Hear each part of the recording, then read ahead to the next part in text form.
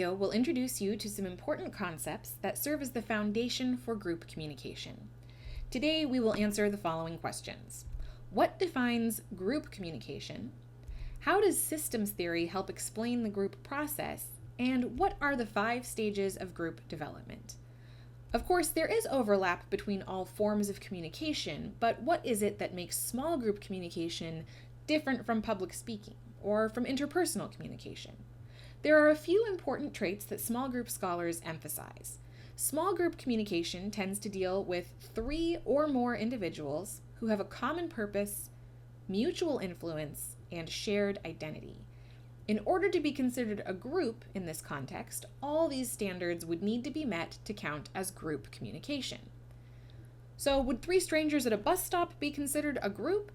Not really. They meet our number requirement, but don't have a clear shared purpose, mutual influence, or common identity. So, at what point do people stop being strangers and become a group? Well, what if the bus is late and they all start complaining to one another, only to find out they are all trying to get to the same professional conference? Now we could argue they have a common purpose, and maybe even a shared identity because of their professions. But do they have a clear mutual influence? Maybe not. But what if they decided to share an Uber to the conference? Now they're more interdependent. One person's choices may begin to affect the others. All right, so we know what traits a small group has, but groups aren't static. They do things, and systems theory can help explain that process. There are 3 key elements of systems theory: input, throughput, and output. Input includes all of the raw resources each individual member brings to the group. These might be tangible or intangible. Knowledge, attitude, money, and time all count. You can probably already guess that groups with a lot of prior experience and all the right resources will probably have a better output than groups who are doing something for the first time or don't have the right tools. So the input can really shape how efficient and effective a group is. Throughput is important too. This describes how a group interacts with one another and uses their resources.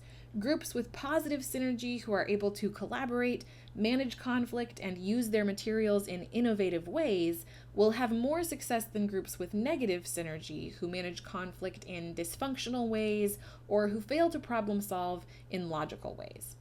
The output stage encompasses the group's achievements. Have they accomplished their goals, made upward progress on a particular task, found the piece of a puzzle to resolve a problem? Systems theory also helps us understand the 5 stages of group development: forming, storming, norming, performing, and adjourning. The forming stage describes the initial coming together of a group. In a classroom setting, this is often characterized by talking with the other students to see if your schedules match or if you have similar goals. Depending on how little or how much you already know about your classmates, you might experience something known as primary tension, that initial awkwardness of meeting or making plans with someone new. Topics of conversation are generally pleasant, but surface level. The storming stage is when groups often experience secondary tension, that is, task conflict over the logistics of the assignment or relational conflict over personality or power dynamics. It's important for groups to balance their focus between making progress on a task and developing cohesive relationships. The storming stage leads into the norming stage. In the norming stage, groups develop formal and informal expectations for behavior. For instance, groups might develop an unspoken norm that someone who can't make it to a meeting on time should call to give the others a heads up.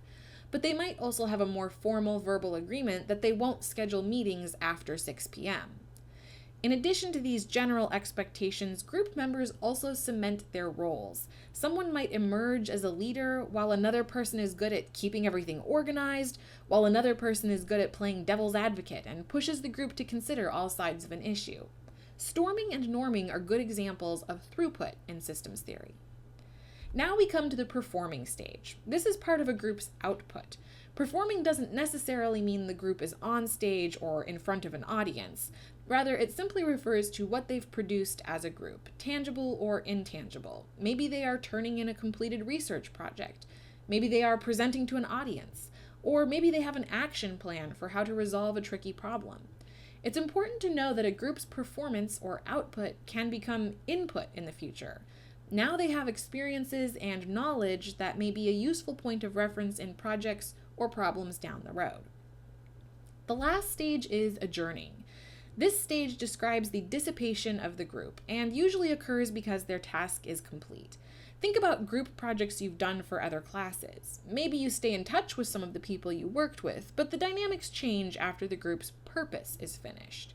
Some scholars refer to it as the mourning stage because individuals might feel sad about saying goodbye to the others, or they lose motivation, or have uncertainty about what comes next.